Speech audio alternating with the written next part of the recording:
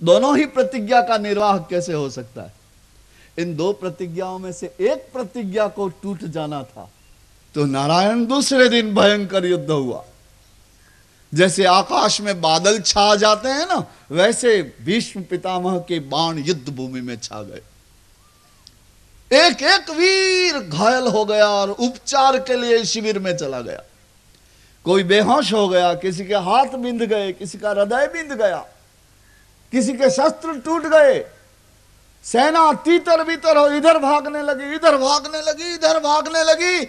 गंगा पुत्र के बाणों का किसी के पास कोई उत्तर नहीं था। युधिष्ठिर, भीम, नकुल, सहदेव, सभी के सभी घायल और रुग्ण होकर के युद्ध भूमि से शिविर में चले गए। सेना भाग गई। अर्जुन थक गए, बिंध गए। अर्जुन अपना भान गुमाने लगे, बेहोशी होने लगी। इस भयंकर युद्ध में भगवान कृष्ण ने उन घोड़ों की डोरियां छोड़ दी और नीचे कूद पड़े और हाथ में चक्र लेकर, रथ चक्र लेकर दौड़े भीष्म को मारने के लिए। शस्त्र उठा लिया भगवान ने। तो भीष्म पितामह ने अपने धनुष बाण भी रख दिए और हाथ दिए कि अरे प्रभु, मेरी प्रतिज्ञा को सच करने के लिए आप झूठे हो गए। आपने अपनी प्रतिज्ञा तोड़ दी। आप तो क्षण भर में अनंत ब्रह्मांड का निर्माण करने वाले सर्वशक्तिमान, आप क्या नहीं कर सकते? लेकिन आपने मेरी प्रतिज्ञा का निर्वाह किया, मुझे जीत जाने दिया, आप हार गए। ऐसे दयालु आप झूठे हो गए। भगवान कृष्ण पर यह कलंक कि वो झूठे हो गए, वो अपनी प्रतिज्ञा का निर्वाह नहीं कर पाए। उन्होंने अपनी प्रतिज्ञा तोड़ दी। उन्होंने, यह भगवान की दयालुता आज भीष्म पितामह याद कर रहे हैं। ए भगवान, आप ऐसे दयालु हैं, अपने भक्त का वचन सत्य करने के लिए आप झूठे भी हो जाते हैं, आप छोटे भी हो जाते हैं, आप झूठे भी हो जाते हैं, आप झूठा उठाते भी हैं, आप झूठा खाते भी हैं, आप सब करने लग जाते हैं। सुदामा के पांव भी धोने लग जाते, गोपियों का माखन भी खाने लग जाते, शबरी के बेर भी खाने लग जाते, विदुर के तांडुल भी खाने लग जाते। आप तो खड़े हो जाते हैं, जो चाहते हैं, जो भक्त चाहता है वही करते हैं। आप ऐसे दयालु हैं, मुझ पर ऐसी ही कृपा रखना। जन्म जन्म जन्म मुझे अपना प्रेम भाजन बनाए रखना। जन्म जन्म मुझे अपने कल्याणकारी नेत्रों से मुझे स्नान करवाते, अपनी दृष्टि से स्नान करवाते रहना। इस तरह प्रार्थना करते करते भीष्म पितामह ने अपनी वाणी को विराम दे दिया। अपनी इंद्रियों को मन में, इंद्रियों सहित मन को बुद्धि में, इंद्रियों मन और बुद्धि सहित चित्त में, इस तरह धीरे धीरे धीरे उनका अंतःकरण एक हो गया और इस नश्वर शरीर को छोड़ करके उनका महान आत्मा प्रभु के धाम को गया।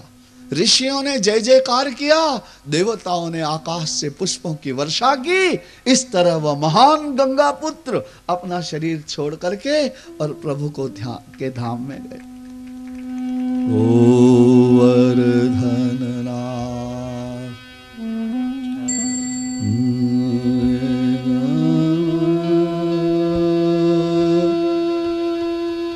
राधे राधे राधे श्याम, राधे राधे राधे श्याम,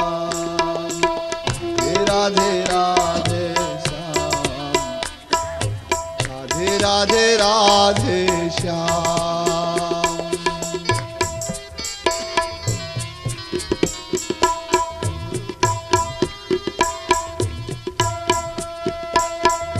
राधे राधे राधे श्याम, राधे राधे राधे श्याम।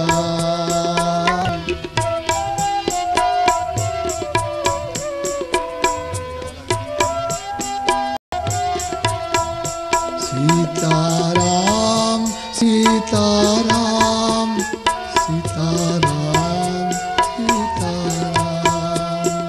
सीताराम सीताराम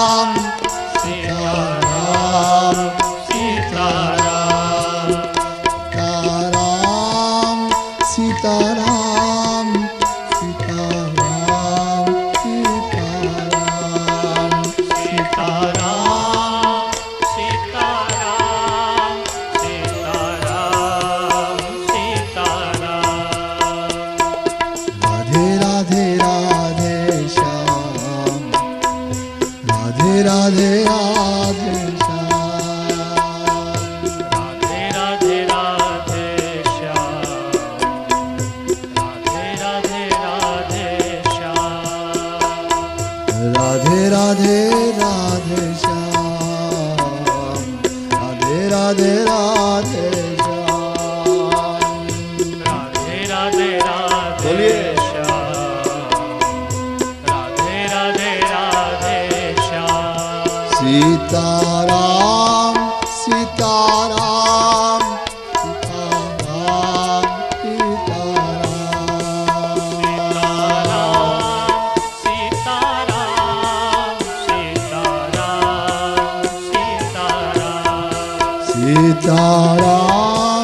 सीताराम सीताराम सीताराम सीताराम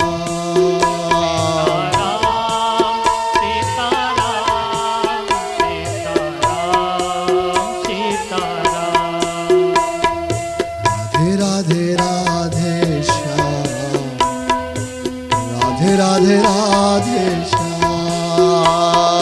राधे राधे राधे श्याम,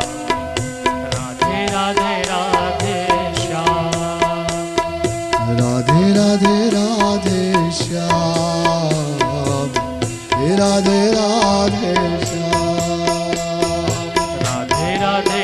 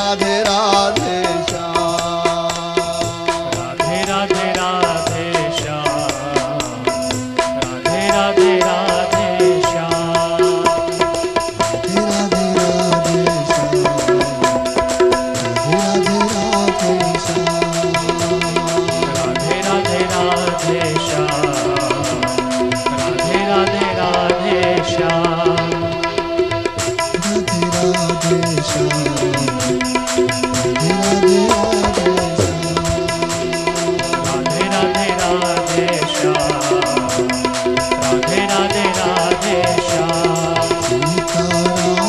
सीताराम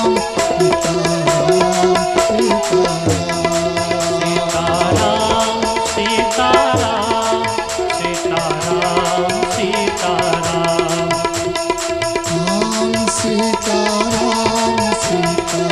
सीताराम, सीताराम सीताराम सीताराम सीताराम, सीताराम सीताराम सीताराम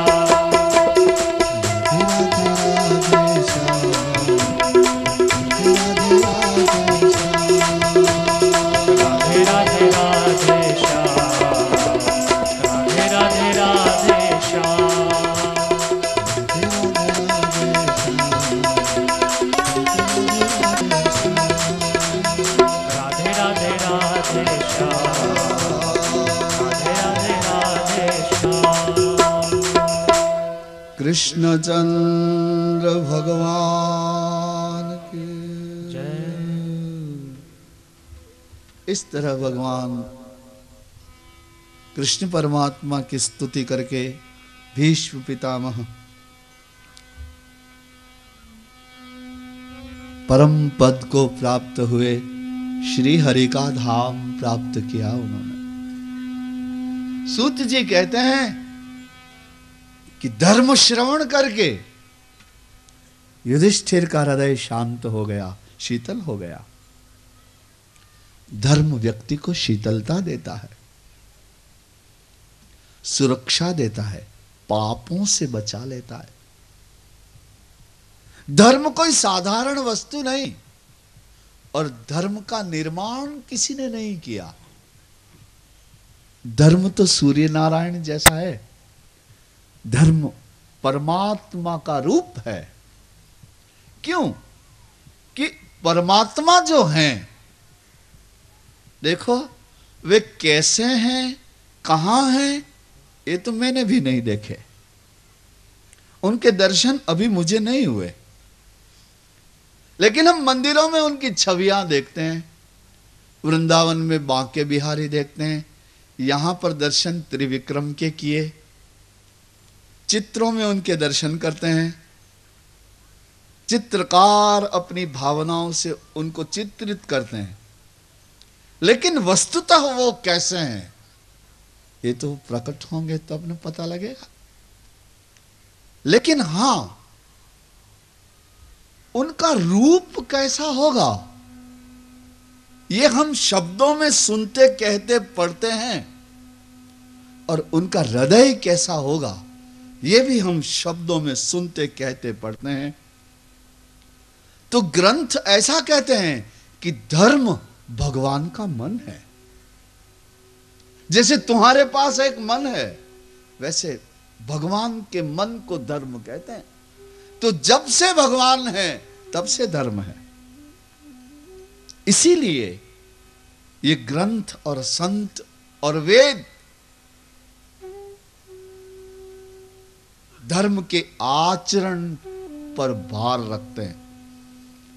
आपको कहते हैं कि धर्म का आचरण करिए। धर्मं चर सत्यम वद, धर्मं चर, धर्म का आचरण कर। और ये कोई एक वर्ग, एक जाति और एक देश की बात नहीं है।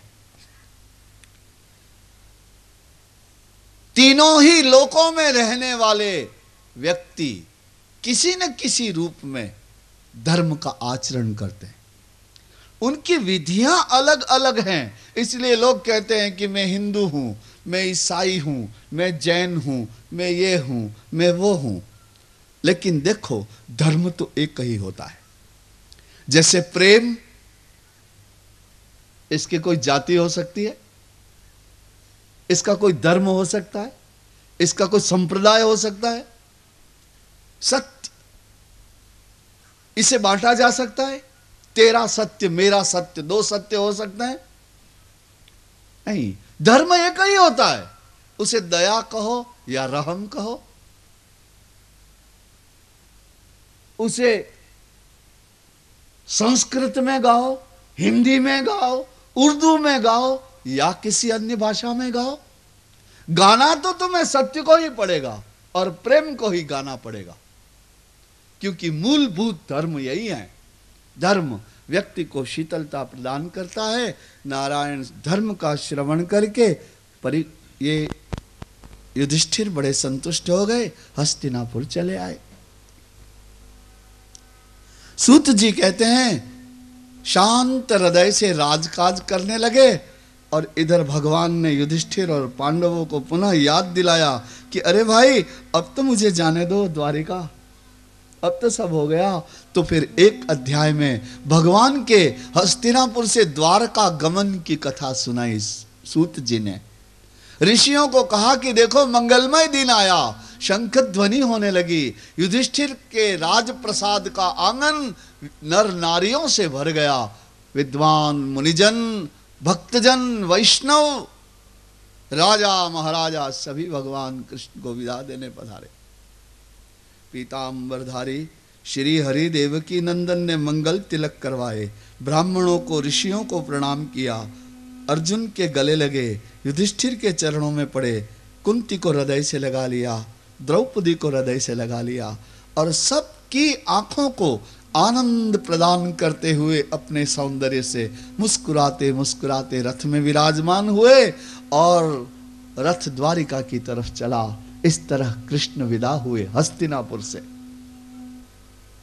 मार्ग में जिसने परमात्मा कृष्ण के स्वरूप का, श्री विग्रह का दर्शन किया, रथ में विराजमान कृष्ण परमात्मा को जाते हुए द्वारिका की तरफ जिसने दर्शन किया, ग्रामीण जनों ने, वनवासियों ने, गरीबों ने, जिसने कृष्ण का दर्शन किया वह कृतार्थ हो गया और वह आवागमन के भवबंधन से छूट गया।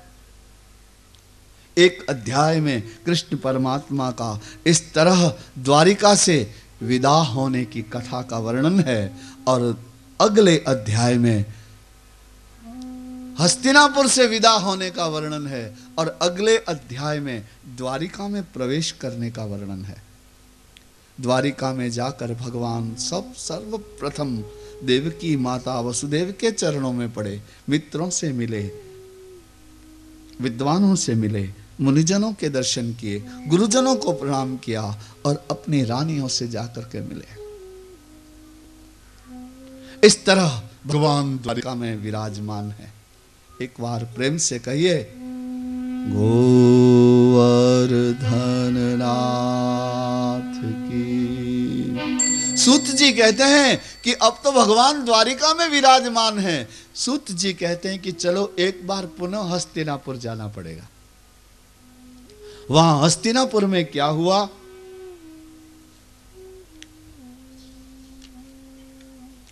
कि हस्तिनापुर में वो सुंदर समय आ गया और वो उत्तरा के गर्भ का जो बालक था ना, वो पूर्ण गर्भ बन गया, जिसकी भगवान ने रक्षा की थी। उस मृत गर्भ को जो पुनर्जीवित किया था, वह गर्भ 10 महीने का हो गया। अभिमन्यु की रानी, कंवरानी कहते हैं उसको, उस कंवरानी जो विधवा थी, जिसका पति युद्ध भूमि में मर चुका था लेकिन सगर्भा थी, अश्वत्थामा ने उसके गर्भ को लक्ष्य बना करके अग्निबाण छोड़े थे। भगवान ने रक्षा की थी। भगवान चतुर्भुज रूप से उसके गर्भ में रहने लगे थे। उस गर्भ के बालक ने अपने आसपास माता के गर्भ में कई महीनों तक यही देखा कि कोई पीतांबरधारी, सशंख चक्र सकिरीट कुंडल वाला, कोई मुस्कुराते मुस्कुराते चतुर्भुज रूपधारी कोई मेरे आसपास गदा लेकर के, चक्र लेकर के मेरी रक्षा कर रहा है। और सारा गर्भ प्रकाशित प्रकाशित प्रकाशित, वो बालक यही देख रहा था। 10 महीने पूरे हुए और सुंदर समय आ गया। सूर्य, चंद्र, मंगल, बुध, गुरु, शुक्र, शनि सभी सुंदर अवस्था में आ गए। अच्छा नक्षत्र आया, तभी वह पांडवों का वंशधर, वह अभिमन्यु उत्तरानंदन, उसका सुंदर समय में जन्म हुआ।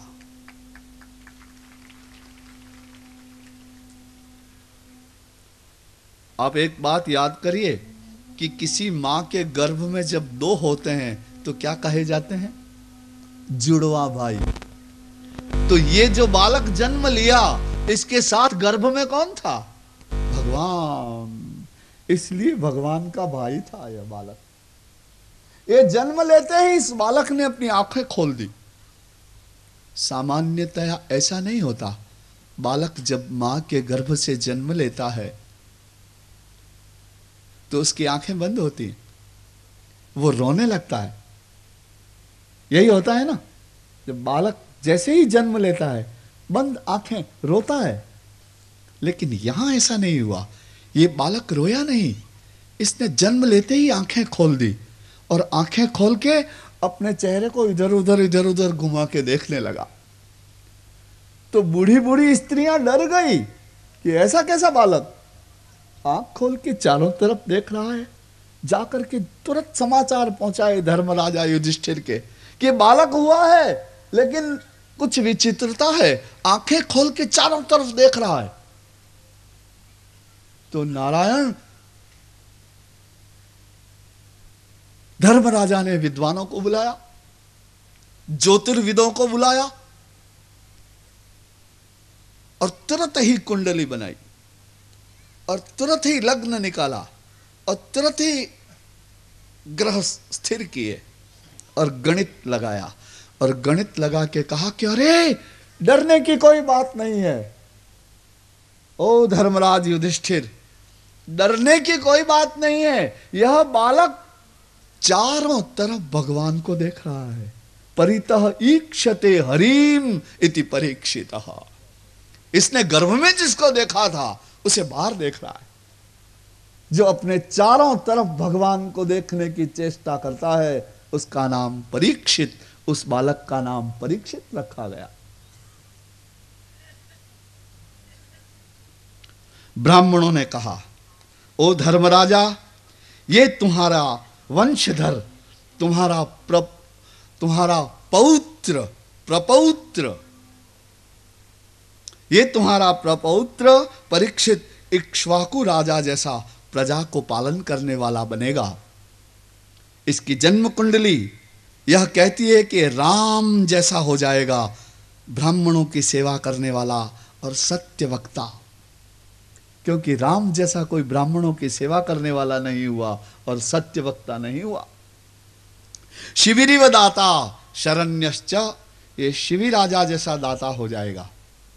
एक राजा था शिवी, बड़ा ज्ञानी, बड़ा दानी, बड़ा परोपकारी, बड़ा सत्यवादी।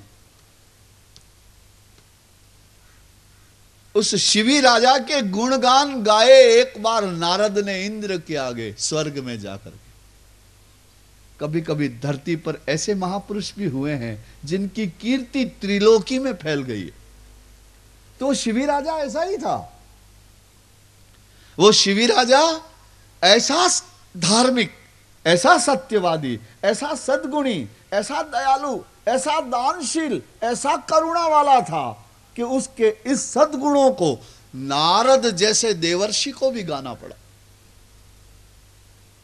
और अकेले में नहीं, स्वर्ग में जाकर के अमरावती में इंद्र की सभा में जहां सभी देवता बैठे थे, नारद वहां गाने लगे कि अरे इंद्र, तुम तो कुछ नहीं, जो शिवी राजा का चरित्र सुनो। तो ये बड़े लोग होते हैं ना, बड़े ईर्ष्यालु होते हैं, जलने वाले होते हैं। ये दिखाई देने वाले बड़े वास्तव में बहुत छोटे होते हैं। ध्यान से देखो, इसीलिए छोटा होना ही अच्छा है, बड़ा होने की मत कोशिश करना। क्योंकि बड़ों को कहां मिलते हैं भगवान? वो तो शबरी के आश्रम में जाते हैं, वो तो हनुमान जैसे वानर को मिलते हैं, वो तो गोपीजनों को और वनवासियों को मिलते हैं, वो रीछ वानर भालुओं को मिलते हैं, गोप ग्वाल गोपियों को मिलते हैं। बड़े लोगों को कहां मिलते हैं? इतिहास देख लीजिए। अभी अभी आपने स्तुति सुनी, कुंती ने कहा कि त्वाम अकिंचन गोचरम, जो अकिंचन होता है उसको दर्शन देते हैं आप। तो बड़े लोग बड़े ईर्ष्यालु होते हैं, ये दूसरे की कीर्ति को सहन नहीं कर पाते। जब नारद जी ने इंद्र की सभा में देवराजा इंद्र के आगे शिवी के गुणगान गाए और नारद जी चले गए, तो इंद्र ने विचार किया कि परीक्षा तो करनी चाहिए। ये कहते हैं, इसका विश्वास कैसे करें? एक दूसरी बात आपको और कहें, ये जो बड़े लोग होते हैं ना, ये जल्दी किसी का विश्वास भी नहीं करते। हाँ, इनका हृदय बड़ा डगमग होता है, क्योंकि इनको अपने आप पर ही भरोसा नहीं होता, तो दूसरे का भरोसा कैसे करेंगे?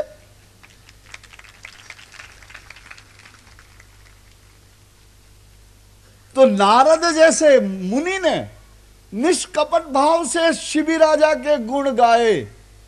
इंद्र को हुआ कि उसने तो गाए, लेकिन मेरे को देखना तो चाहिए सच है कि क्या। विश्वास नहीं होता। उन्होंने तो धर्म को बुलाया और कहा कि देखो, एक नाटक करना है, तुम तो कपोत बन जाओ, कबूतर बन जाओ, और मैं बाज पक्षी बन जाता हूं, और मैं तुमको खाना खाने के लिए आता हूं, और तुम शिवी राजा के पास चले जाना। बस वो कपोत और वो बाज पक्षी हिंसक, वो छोटे से पक्षी कपोत के पीछे दौड़ा, और जैसी योजना थी उसी के अनुसार राजसभा में बैठे हुए शिवी राजा की गोद में वो कपोत जाके बैठ गया, कबूतर। छोटा पक्षी। और उस कबूतर ने, उस कपोत ने शिबी राजा को कहा कि ओ राजा, तुम्हारा धर्म है शरण में आए हुए की रक्षा करना, मैं तुम्हारी शरण में आया हूं, मुझे इस हिंसक पक्षी से बचाओ, ये मुझे खा जाना चाहता है, मेरे प्राणों की रक्षा करो, तुम राजा हो। तो हिंसक पक्षी भी आके बैठ गया ऊंचा। उस बाज ने कहा कि देखो राजा, किसी भूखे का अन्न छीन लेना, उसका आहार छीन लेना राजा का धर्म नहीं होता। ये तो मेरा आहार है, प्रकृति से बना हुआ, और मैं कई दिनों से भूखा हूं, मुझे दे दो मेरा आहार। अब राजा तो फंस गया, क्योंकि दोनों ही सच बोल रहे हैं। वो कहता है कि मेरी रक्षा करो, तुम राजा हो, शरण में आए हुए की रक्षा करना तुम्हारा धर्म है। और वो कहता है कि तुम राजा हो, पोषण करना तुम्हारा धर्म है, ये तो मेरा अधिकार है, मेरा आहार है, मेरा जीवन है, इसे तुम ले लोगे तो मैं जीऊंगा ही कैसे? इसलिए मुझे मेरा आहार लौटा दो। और वो कहता है कि मेरे प्राणों की रक्षा करो। अब राजा असमंजस में पड़ गया, क्योंकि ऐसे समय जो होते हैं ना, वही व्यक्ति के धर्म की, सत्यता की, प्रेम की, व्यक्तित्व की परीक्षा का काल होता है। राजा ने कहा कि देखो, मैं तुम दोनों को संतुष्ट करना चाहता हूं।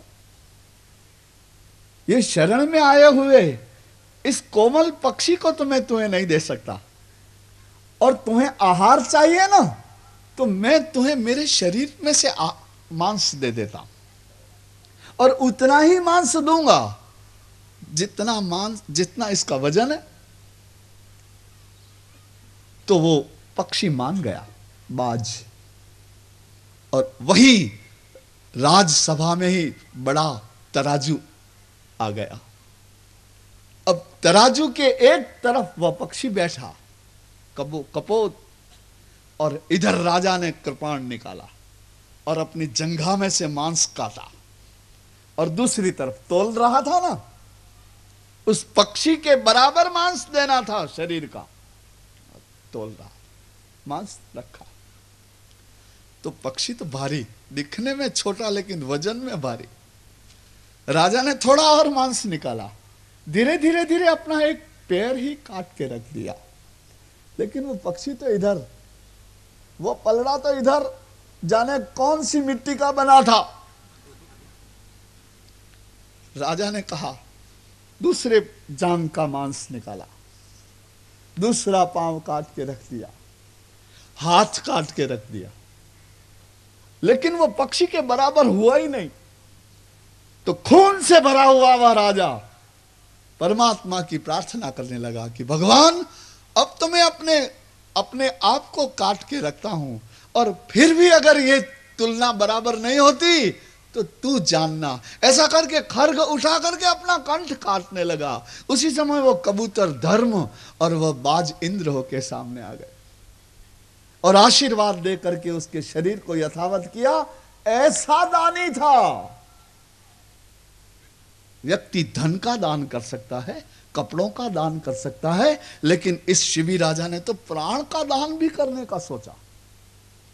बोलो, तुम किसी को अपना प्राण दे सकते हो दान में?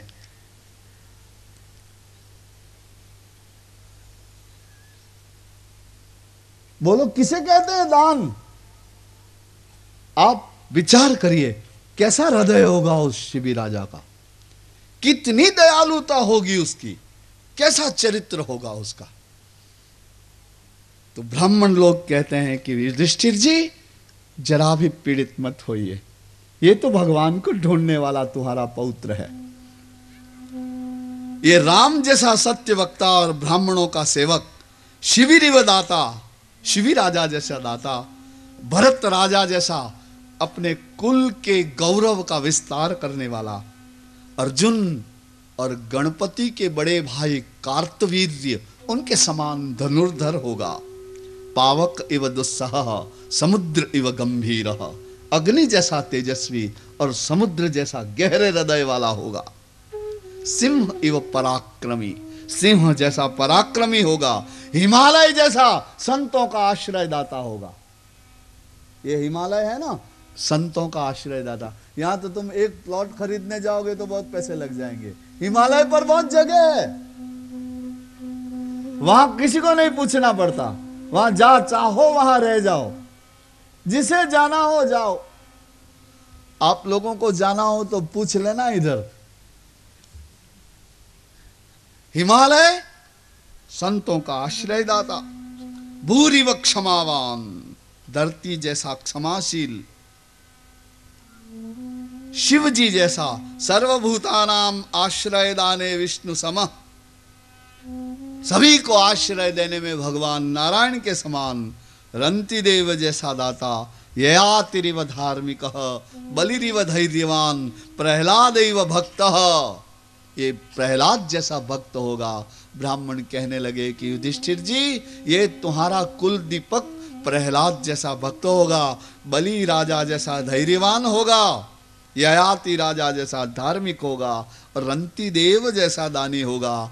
ये अपने जीवन में 3 अश्वमेध यज्ञ करेगा, ये वृद्ध लोगों की सेवा करेगा, ये राजाओं का राजा बनेगा, और ये दुष्टों को नियंत्रण करने वाला बनेगा। ये कली का भी निग्रह करेगा, पाप का भी निग्रह करेगा, धर्म की स्थापना करेगा, पुत्र के समान प्रजा की रक्षा करेगा। जैसे एक पिता अपने पुत्र को प्यार करता है, ऐसा यह अपनी प्रजा को प्यार करेगा, अश्वमेध यज्ञ करेगा। इसके जीवन में एक भूल हो जाएगी, एक ऋषि का अपराध करेगा, तब इसे ऋषि पुत्र श्राप देगा, 7वें दिन तुम्हारी मृत्यु होगी, ऐसा यह ऋषि कुमार के मुंह से श्राप सुन करके राज्य का, कुटुंब का, परिवार का, अन्न जल का त्याग कर देगा, गंगा के किनारे जाकर बैठेगा। वहां इसे वेद व्यास के पुत्र सुखदेव मुनि मिलेंगे, वह इसे हरि कथा सुनाएंगे, और हरि कथा सुन करके यह मुक्त हो जाएगा। ये इसका भविष्य है। आपको डरने की आवश्यकता नहीं है, ये ऐसा है आपका पौत्र। इस तरह युधिष्ठिर बड़े प्रसन्न हुए और दान दिए, और ब्राह्मणों को दक्षिणाएं दी, गौदान किए, भूमिदान किए, स्वर्ण दान किए, वस्त्र दान किए, अन्नदान किए। जब तुम्हारे पास कुछ भी बढ़े तो ऐसा ही समझना कि भगवान ने मुझे देने के लिए यह दिया है, नहीं तो तुम क्या करोगे उतने सबका? जो तुम्हारे जरूरत से ज्यादा है उसका संग्रह चोरी ही है, क्योंकि वो दूसरे के भाग्य का है।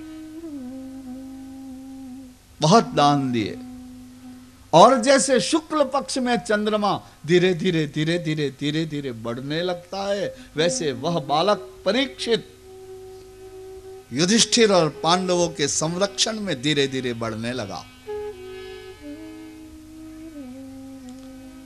सूत जी कहते हैं कि बालक धीरे धीरे धीरे बड़ा हो रहा।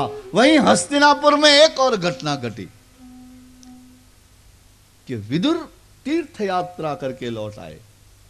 आप जानते हैं 3 भाई थे, एक का नाम पांडु जिसके पुत्र पांडव थे, एक का नाम धृतराष्ट्र जिसके पुत्र कौरव थे, और एक विदुर जिनके पुत्रों का कुछ पता नहीं, इतिहास बताता, लेकिन उनकी भक्ति का बहुत वर्णन है शास्त्रों में। जब महाभारत का युद्ध होने लगा तो विदुर किसी भी पक्ष में नहीं रहे, क्योंकि संत किसी पक्ष में होता ही नहीं, वो तो सभी के पक्ष में होता है, वो तो सभी का भला चाहता है।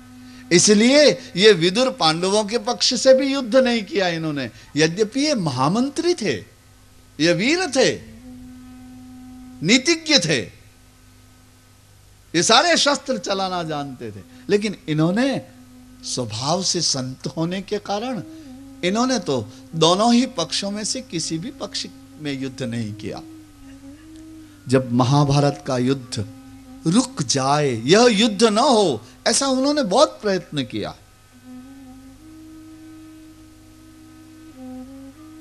ऐसे सूर्योदय थे कि संधि का प्रस्ताव लेकर आने वाले भगवान कृष्ण दुर्योधन के राजमहल को छोड़ करके विदुर के वहां गए।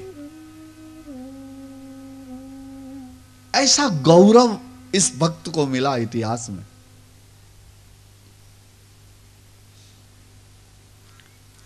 इन्होंने बहुत प्रयत्न किया कि ये युद्ध न हो, हिंसा न हो, लेकिन दुर्योधन, शकुनी, कर्ण, धृतराष्ट्र, इन लोगों ने नहीं माना। जब उनके प्रयत्न निरर्थक हो गए और ये लोग उनका अपमान करने लगे, तो उन्होंने अपने शस्त्र छोड़ दिए, अपने राजसी वेश का त्याग कर दिया और साधु रूप धारण करके तीर्थों में भ्रमण करने चले गए। वो अनेक तीर्थों में भ्रमण करते करते करते करते बहुत दिनों के बाद में हस्तिनापुर वापस आए। तो हस्तिनापुर का तो चित्र ही बदल चुका था। अब धृतराष्ट्र राजा नहीं थे, अब युधिष्ठिर राजा थे। जैसे ही विदुर महात्मा हस्तिनापुर में पधारे, हस्तिनापुर वासी प्रसन्न हो गए, बड़े प्रेम से उनका स्वागत किया। बड़ा मान, चरणों में पड़े सभी आकर के, पांडव भी उनके चरणों में आकर के पड़े, बड़ा आनंद हुआ। अब ये विदुर एक बार एकांत में धृतराष्ट्र से मिले। जब युधिष्ठिर राजा हो गए तो इन्होंने अपने काका को और अपनी काकी को, गांधारी को और धृतराष्ट्र को, इन्होंने बड़े प्रेम से और बड़े आदर से महल में रखा। युधिष्ठिर तो धर्मराज हैं। इन्होंने सोचा कि यह मेरे पिता के छोटे भाई, ये धृतराष्ट्र मेरे पिता ही है। कुंती और गांधारी में मेरे लिए कोई अंतर नहीं है, उनकी सेवा में कोई कमी ना आए। धृतराष्ट्र का हृदय दुखी है क्योंकि युद्ध में अपने बहुत से पुत्रों की बलि हो गई। 100 पुत्रों में से कोई रहा ही नहीं उनके। तो वृद्ध हैं, राज्य भ्रष्ट है और पुत्रों का दुख है, पराजित है। इन सब बातों को सोच करके धर्मराज को बड़ी दया आती थी पांडवों पर, धृतराष्ट्र पर। तो धर्मराजा युधिष्ठिर ने धृतराष्ट्र और गांधारी को सुंदर महल में रखा था। दास दासियां उनकी व्यवस्था में रहती थी, उनकी सेवा में कोई भी कमी नहीं आए, ऐसी पूरी व्यवस्था की थी। और नित्य प्रति प्रातः काल स्नान करके, संध्या वंदन करके, गुरुजनों को प्रणाम करके, और यह युधिष्ठिर धृतराष्ट्र और गांधारी के चरणों की वंदना करने के लिए जाया करते थे। यही तो मनुष्यता है कि हमारे साथ बुराई करने वाले के प्रति भी हम अपनी अच्छाई ही करें।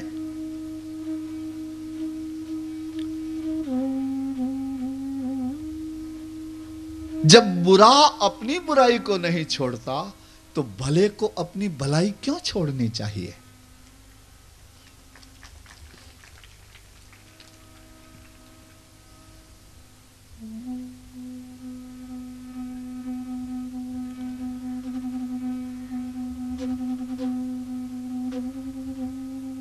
चंदन विश्व व्यापे नहीं, लिपटे रहत भुजंग। बड़े बड़े सांप चंदन के वृक्ष से लिपटे रहते हैं, जहर से भरे हुए, लेकिन चंदन कभी जहरीला नहीं होता।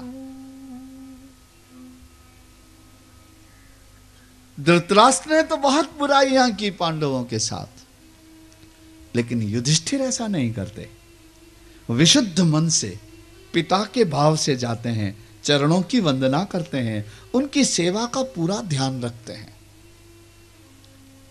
ऐसे धृतराष्ट्र और गांधारी को ये विदुर एक दिन एकांत में मिले।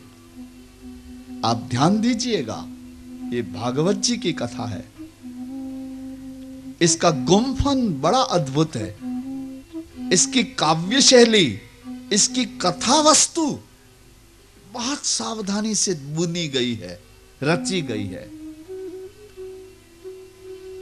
प्रत्येक कथा का कोई अर्थ है, प्रत्येक कथा कुछ न कुछ उपदेश देना चाहती है, प्रत्येक चरित्र का एक अलग प्रकाश है।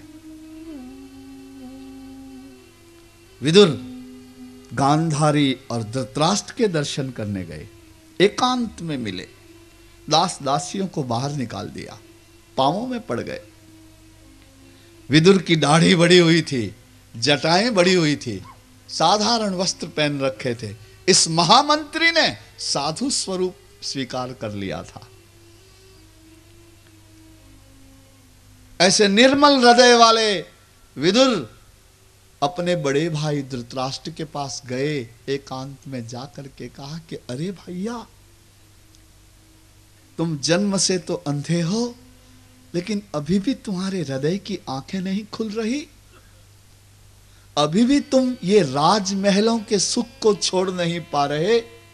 अभी भी तुम्हें दास दासियां चाहिए, अभी भी तुम्हें सुंदर सुंदर पात्रों में स्वादिष्ट भोजन चाहिए, अभी भी तुम्हें सेवा चाहिए, अभी भी तुम इन इंद्रियों को सुख देने वाले पदार्थों को छोड़ नहीं पा रहे। अरे भैया, तुम्हारी उम्र हो गई, तुम राज्य से भ्रष्ट हो गए, तुम्हारा शासन चला गया, तुम्हारे पुत्र नष्ट हो गए, अब क्या पाने के लिए इन महलों में बैठे हुए हो? अरे ओ भैया, हरि को कब भजोगे?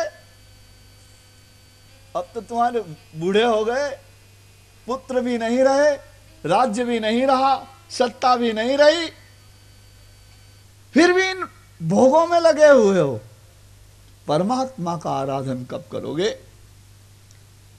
ये विदुर धृतराष्ट्र को पूछते। तुम भी अपने आप को पूछ लेना, हरि को कब भजोगे? ये संसार का जंजाल तुम्हें हरि भजने देगा? कब भजोगे? तुम्हारा यौवन चला जाता है, तुम वृद्ध हो जाते हो, तुम्हारे बच्चे बड़े होकर के घर के मालिक बन जाते हैं, जो तुम्हारा बनाया हुआ घर है। वो तुमको कहते हैं कि पिताजी अब मत बोलो, अब हम सब कर लेंगे। बहुएं तुमको मानती नहीं, और फिर भी तुमको वही अच्छा लगता है गंदगी में। तो कब भजोगे हरि को? नारायण का कब नाम लोगे? यह विदुर का धृतराष्ट्र को पूछा गया प्रश्न वस्तुतः हम सबको पूछा गया प्रश्न है।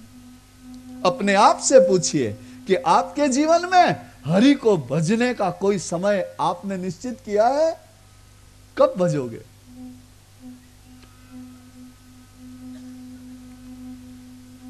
कब सुमिरोगे राम? उसका स्मरण कब करोगे? अरे भैया, अब ये विषय छोड़ो, ये भोग छोड़ो, साधु वृत्ति अपनाओ, इन दास दासियों का संग छोड़ो, ये राजमहल छोड़ो, वन में चलो, हरि का आराधन करो, उसी में कल्याण। मेरी बात मानो, तुम्हें परमानंद होगा, तुम्हें आनंद होगा। जन्म जन्म से तुम्हारा अंतर मन जिस सुख को चाहता है, वह सुख भजन से मिलता है भैया। चलो, मैं तुम्हारा छोटा भाई, पुत्र के समान तुमसे प्रार्थना करता हूं, चलो मेरे साथ। वारंवार निवेदन किया, अंधे धृतराष्ट्र के हृदय की आंखें खुल गई, और रात के अंधेरे में अपने भाई विदुर के साथ राजमहल छोड़ करके धृतराष्ट्र चले जंगल की तरफ।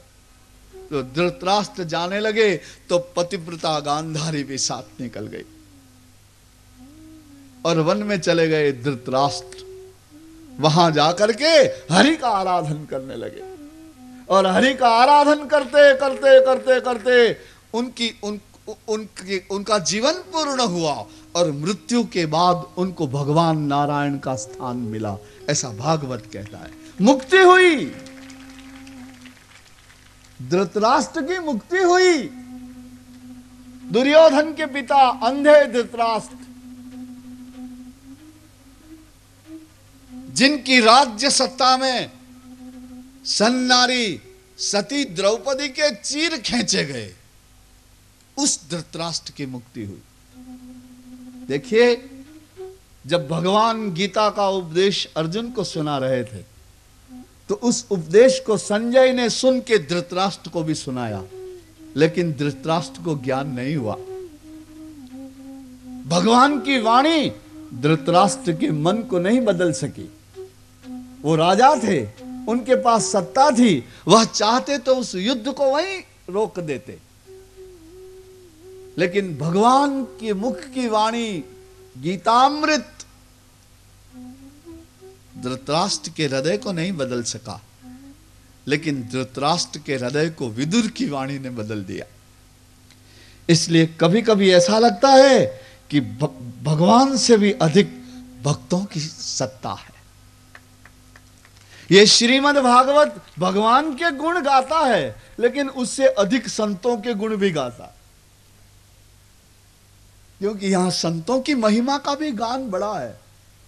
संतों को जगह जगह भगवान से थोड़ा अप बताया गया है। यहां देखिए ना, कृष्ण की गीता धृतराष्ट्र का हृदय नहीं बदल सकी, लेकिन विदुर का बोध धृतराष्ट्र के मन को बदल दिया। और यह कोई साधारण बात थी कि महलों में रहने वाला तुरंत ही जंगल में जाने को तैयार हो गया? तुम तो अपने किराए का कमरा नहीं छोड़ सकते। मकान मालिक तुमको कहेगा कि भाई अब घर खाली करो, तो तुम नहीं करोगे जल्दी, कहोगे ढूंढ रहा हूं अभी, 1 महीना लेट हो जाएगा। तो उसने कैसे छोड़ दिया? राजमहल कैसे छोड़ दिए? स्वतः प्राप्त इतने सुख कैसे छोड़ दिए? हां,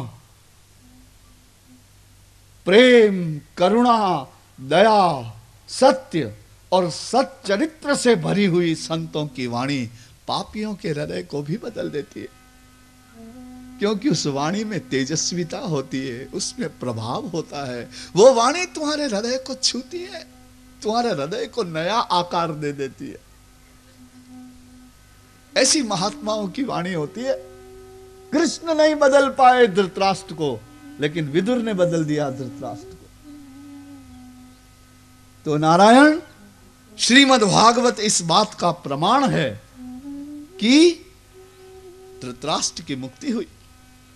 सूत जी कहते हैं कि यहां हस्तिनापुर में सवेरे उठ करके नित्य क्रम के अनुसार युधिष्ठिर अपनी रानी के साथ धृतराष्ट्र गांधारी की चरण वंदना करने के लिए आए, तो महल सुना देखा। संजय बैठे बैठे रो रहे थे। महाराज युधिष्ठिर जी ने पूछा कि पिता कहां हैं, माता कहां है? संजय ने कहा कि पता नहीं, मुझे तो महल सुना मिला। युधिष्ठिर जी बड़े व्याकुल हो गए। अरे किस दुख से मेरे माता पिता मुझे छोड़ के चले गए? अब दास अनुचरों को बुलाने लगे, जाओ ढूंढो। उसी समय नारद आ गए। देवर्षि नारद ने युधिष्ठिर को कहा कि देखो, ऐसा मत करो, अनंत जन्मों के बाद अंधेरे में दिया जला है, अब उनको जाने दो, हरि भजने दो। वो विदुर की प्रेरणा से प्रभु को पाने गए हैं, यहां महलों में क्या मिलेगा, अब उनको जाने दो। नारद के कहने से युधिष्ठिर जी ने कोई शोध नहीं की। इस तरह हस्तिनापुर में युधिष्ठिर जी का शासन चल रहा। नैमिषारण्य में कथा सुनाते हुए सूत जी ऋषियों को कहते हैं, ऋषियों, एक दिन युधिष्ठिर महाराज को कृष्ण परमात्मा की बड़ी याद आ गई। कहा, द्वारिकाधीश जब से गए कोई समाचार ही नहीं, उनको आमंत्रण देना चाहिए, फिर से हस्तिनापुर बुलाना चाहिए, क्योंकि उनके दर्शन से नयन सफल हो जाते हैं, जीवन सफल हो जाता है, वातावरण बदल जाता है। जी, ऐसे होते हैं कुछ कुछ व्यक्ति जो सारा वातावरण बदल देते। देखिए ना, ये ग्रंथ आपके बीच में आया, आपके गांव में, वातावरण बदल गया ना। तब कृष्ण पधारते तो कैसा वातावरण होता होगा। जब एक ग्रंथ वातावरण बदल सकता है, तो भगवान के दर्शन वातावरण को कैसा बना देते होंगे। इसलिए नारायण स्मरण हो आया धर्मराजा को, तुरंत अर्जुन को बुलाया। अरे अर्जुन इधर आओ, द्वारिका चले जाओ और कृष्ण परमात्मा को निमंत्रण दो हस्तिनापुर आने का। यहां पधारे तो हम और हमारा परिवार और हमारे प्रजाजन सबके नेत्र पवित्र हो जाए। उनको निमंत्रण दे दो, जाओ समाचार लेके आओ, कैसे हैं, कब पधारेंगे। और अर्जुन तुम बहुत ज्यादा समय मत लगा देना, 6 महीने में वापस चले आना। अपना रथ लेके जाओगे। हस्तिनापुर कहां है, जिसे आप हरिद्वार कहते हैं, वही हस्तिनापुर, गंगा तट पर। तो हरिद्वार से द्वारिका जाने में तो रथ से काफी समय, 6 महीने में आ जाना। बड़े भाई युधिष्ठिर के चरणों में प्रणाम कर अर्जुन रथ में बैठ करके द्वारिका चले। उनको गए 15 दिन निकले, महीना निकला और युधिष्ठिर महाराज प्रतीक्षा करने लगे कि 1 महीना तो निकल गया, अब 5 महीने में बाद अर्जुन तो आ जाएगा, कृष्ण के समाचार मिलेंगे। 2 महीने निकल गए, 4 महीने निकल गए, धीरे धीरे धीरे धीरे 6 महीने की अवधि पूरी होने लगी। और युधिष्ठिर जी की उत्सुकता बढ़ने लगी कि अर्जुन आएंगे और समाचार लेके आएंगे कि कृष्ण परमात्मा कब पधार रहे हैं, तो हम तैयारी शुरू करें। 6 महीने निकल गए, फिर भी अर्जुन नहीं आए। 7 महीने हो गए, फिर भी अर्जुन नहीं आए। और अंदर से घबरा उठे धर्मराजा युधिष्ठिर, अंदर से घबरा उठे, क्या बात, मेरे सारे जीवन में अर्जुन ने कभी भी मेरे कथन, मेरी वाणी का उल्लंघन, मेरी आज्ञा का उल्लंघन नहीं किया। पहली बार ऐसा कैसे हुआ, अर्जुन ने मेरी आज्ञा का उल्लंघन कर दिया। 6 महीने में पुनः आ जाना, मेरी इस आज्ञा का पालन नहीं किया। 7 महीने हो गए। शंकाएं होने लगी, मेरा अर्जुन पार्थ ऐसा तो नहीं है, वो तो हमेशा ही आदरणीय दृष्टि से देखता है गुरुजनों को, बड़ों को। अवश्य कुछ न कुछ कारण हुआ होगा। क्या कारण हुआ होगा? देखिए, इस मन का स्वभाव है, एक बार इसमें शंका जन्म लेती है तो फिर शंकाओं की शाखाएं प्रशाखाएं फैलने लगती हैं।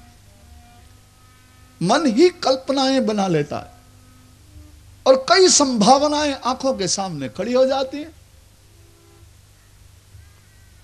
युधिष्ठिर जी विचार करने लगे।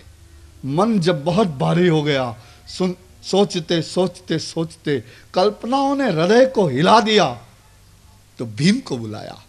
ए भाई वृकोदर, इधर आ, मेरी बात सुन। देखना वातावरण सब बदल गया है, मेरा मन बहुत दुखी हो गया है, मुझे कुछ अच्छा नहीं लग रहा।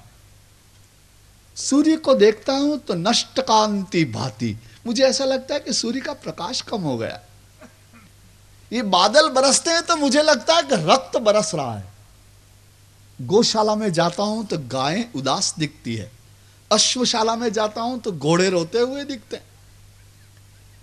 क्या कारण, ऐसी भ्रांतियां क्यों हो रही मुझे पता नहीं। और देखो अर्जुन भी अभी तक नहीं आए, ऐसा अर्जुन ने पहले कभी नहीं किया। यह पहली बार उन्होंने मेरी आज्ञा का उल्लंघन किया है। कारण का पता नहीं, क्या हुआ, क्यों अर्जुन नहीं आए। इस तरह से अपने हृदय का दुख कहने लगे। उसी समय धीरे धीरे धीरे चलते हुए दूर से अर्जुन को आते देखा। भीम ने कहा कि बड़े भैया वो आ रहा है अर्जुन। ऐसे आंखों के आगे हाथ करके युधिष्ठिर जी ने देखा तो अर्जुन जैसा कोई आ रहा है, बहुत नजदीक आए, धीरे धीरे धीरे धीरे आकर के युधिष्ठिर के चरणों में प्रणाम किया। अर्जुन को देख करके युधिष्ठिर के हृदय में बड़ा खड्डा हो गया कि अरे ऐसे, क्योंकि अर्जुन के वस्त्र जगह जगह से फटे हुए थे, अर्जुन के हाथ में उनका गांडीव नहीं था, अर्जुन के शरीर में चारों तरफ बाण लगे हुए थे, अर्जुन की आंखें रो रो कर सूजी हुई थी, उनके कपोल पर आंसुओं के निशान थे। पराजित से अर्जुन देख करके बड़ा आश्चर्य हुआ। युधिष्ठिर जी ने पूछा कि भैया क्या हुआ तुझे, क्या हुआ, क्या तेरा आरोग्य तो अच्छा है? अरे भैया तेरा तो तेज ही नष्ट हो गया। अरे किसी ने तेरा अपमान कर दिया, कहीं कोई अमंगल शब्द तेने सुन लिया? अरे कहीं मैं तुम्हें दान दूंगा ऐसी प्रतिज्ञा करके तुम दान नहीं दे पाए? तुम्हारी ऐसी दुर्दशा का कारण क्या है? तुम्हारी ऐसी पराजित अवस्था का कारण क्या है?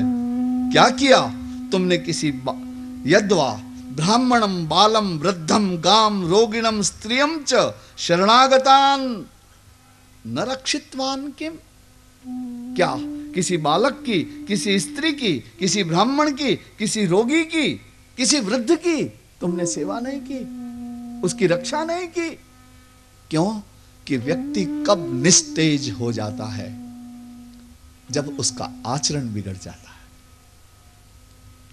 जब तुम कुछ ऐसा करते हो जो नहीं करना चाहिए, जो अधर्म है, जो मान्य नहीं है, जिसका शास्त्र संत ग्रंथ निषेध करते हैं कि ऐसा मत करना, पापे रतिम मा कृथा, पाप मत करना, फिर भी तुम पाप करते हो, तब तुम निस्तेज हो जाते हो, अपना तेज खो बैठते हो,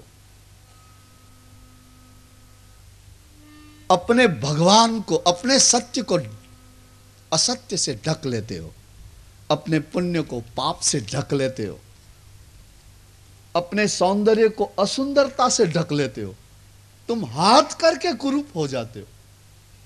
तुम्हारा आचरण ही तुम्हें तेजस्वीता प्रदान करता है और तुम्हारा आचरण ही तुम्हें निस्तेज बना देता है। इसलिए पूछ रहे हैं वो कि कोई ऐसा आचरण तो नहीं किया?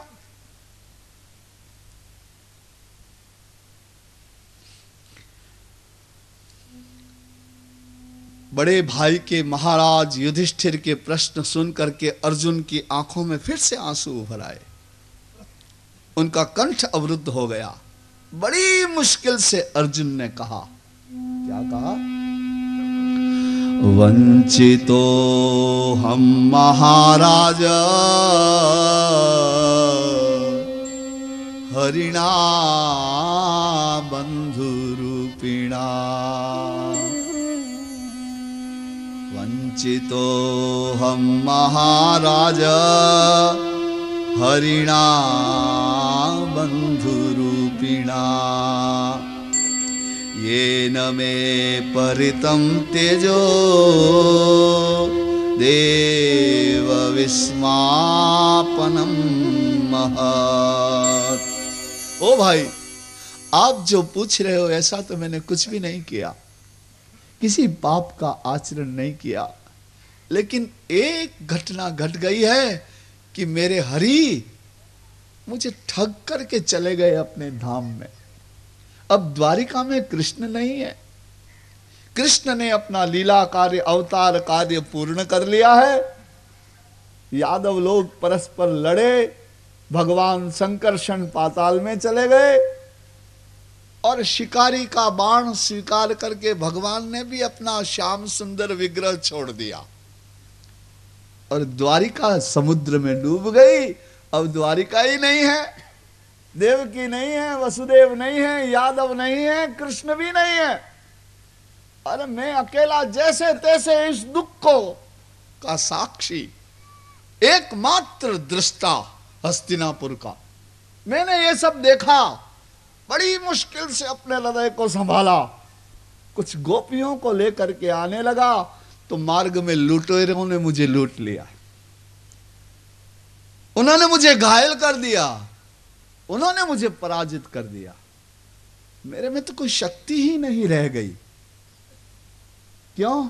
कि मेरी सारी शक्ति तो हरि थे और हरि ने मुझे त्याग दिया, इसलिए मैं शक्तिहीन हो गया। आपकी सारी शक्ति कहां है? आपकी श्वासों में है। अगर श्वास बंद हो गई तो फिर आपके शरीर का कोई बल रह जाएगा? शरीर कुछ कर पाएगा? भक्तों के लिए भगवान ऐसा ही होता है, श्वासों जैसा और धड़कनों जैसा। जब तक परमात्मा श्वासों की तरह तुम्हारे लिए आवश्यक नहीं हो जाएगा, तब तक भक्ति नहीं अंदर से जगेगी। इतना आवश्यक होता है भगवान, इतना प्रिय होता है ईश्वर, इतने प्रेम को ही भक्ति कहते हैं। ये अर्जुन की दशा यही है, क्योंकि अर्जुन भक्त है। अर्जुन तो भगवान ही है। और ये क्या कम गौरव है कि भगवान उसके सारथी हुए। ऐसा वैसा था वो, पार्थ था वो कहता है तद्वै धनुस्तैषवः सरथो हयास्ते सोहम रथी नृपतयो यतानमन्ति सर्वं क्षणेन तदभूदस दीशरिक्तम्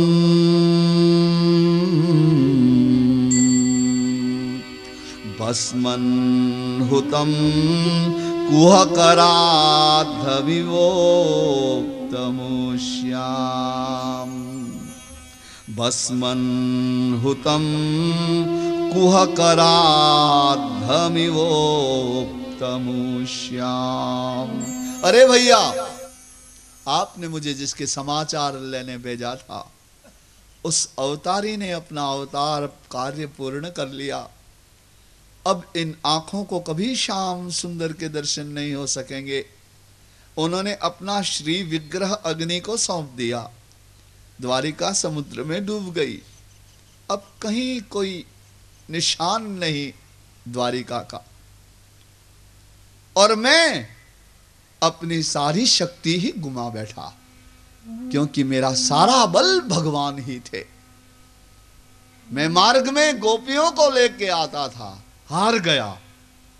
और देखो, मैं वही अर्जुन हूं भाई। तद्वै धनुस्त ईशवः सरथो हयास्ते।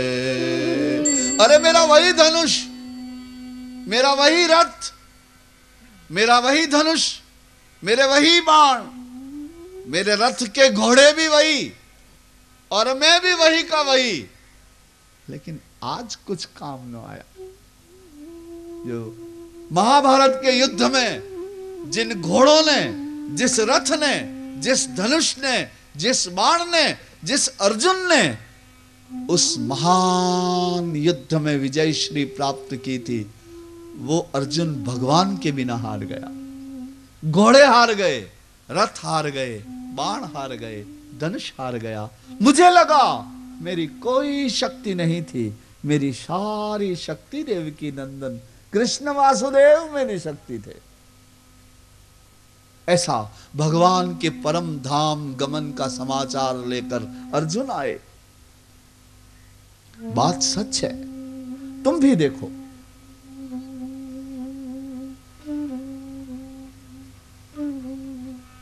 अगर अनुसंधान कर पाओगे तो तुम्हें यही लगेगा कि तुम्हारे भीतर रही हुई शक्ति भी वही उसी शक्ति दर की है। ये तो तुम अहंकार विमूढ़ात्मा, अहंकार में डूबे हुए हो ना, इसलिए मैं कर रहे हो। मेरी शक्ति, मेरी शक्ति, मेरी शक्ति कह रहे हो। नहीं तो कहो, तुम्हारी आंखों में ये प्रकाश कहां से आया? तुम्हारी इंद्रियों में यह भान ज्ञान कहां से आया? ये कानों में सुनने की शक्ति कहां से आई? तुम्हारे शरीर में दौड़ते हुए खून को तुम दौड़ा रहे हो? तुम्हारे भीतर आते जाते श्वास की व्यवस्था क्या तुम्हारी है? नहीं, तुम्हारे अंदर वही शक्तिधर है। यह कथा यही कहना चाहती है, अर्जुन का व्यक्तित्व यही कहना चाहता है कि मैं तो समझता था कि मेरे घोड़े, मेरा रथ, मेरा धनुष, मेरे बाण और मैं विजयी हुआ, लेकिन ऐसा नहीं था। वास्तव में यह सारी विजय उस परमात्मा की उपस्थिति की विजय थी, उनके भाव की विजय थी। उनके अभाव ने मुझे पराजित कर दिया। हमारे राजस्थान में एक लोक कवि हुए हैं, उनका नाम संग्राम दास। वो कहते हैं, कहे दास संग्राम धनी चाहिए पुठी। संग्राम दास कहते हैं कि अपना कोई न कोई मालिक होना ही चाहिए। कहे दास संग्राम धनी चाहिए पुठी, और सत्य समरथ के पाण वांदरा लंका लूटी। ये बंदरों ने लंका को लूट लिया, जिसे देवता नहीं कुछ कर पाते, ऐसी लंका को बंदरों ने कैसे लूटा? क्योंकि उनके स्वामी उनके साथ थे, राम। इसलिए तुम्हारे पास कोई न कोई तुम्हारा स्वामी होना चाहिए, तुम्हारा नियंत्रण करता होना चाहिए। ऐसा कोई होना चाहिए जिसे तुम तन मन समर्पित कर सको, अस्तित्व समर्पित कर सको।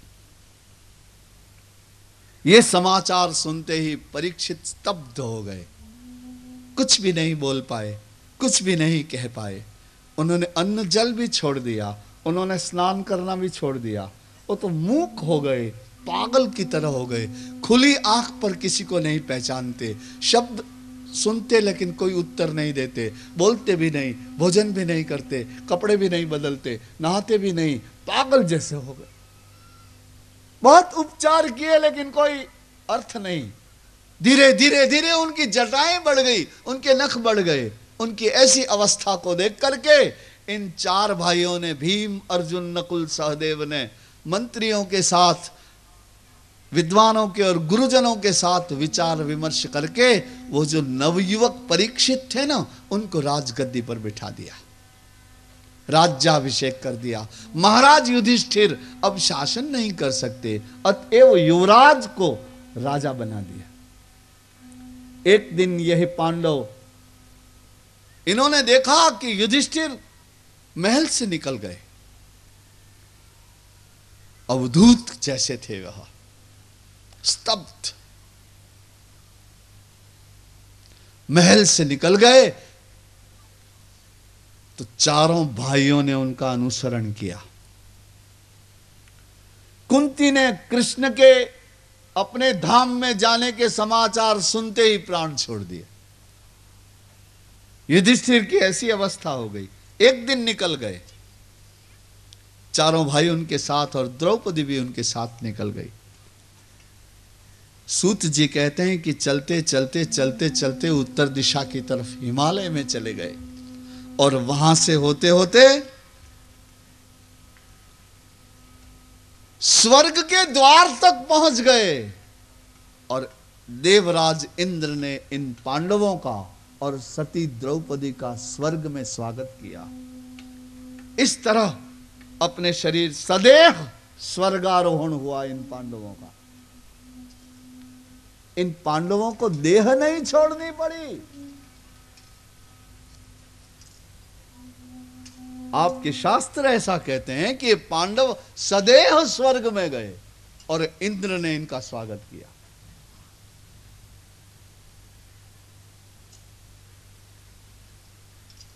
भगवान का प्रेम तुम्हें देवताओं के लिए भी पूजनीय बना देता है। ऐसा प्रभावशाली प्रेम है। इस तरह पांडव स्वर्ग को चले। यह श्रद्धयिता भगवत प्रियाणाम पाण्डवसुतानाम् इति सम्प्राणम्।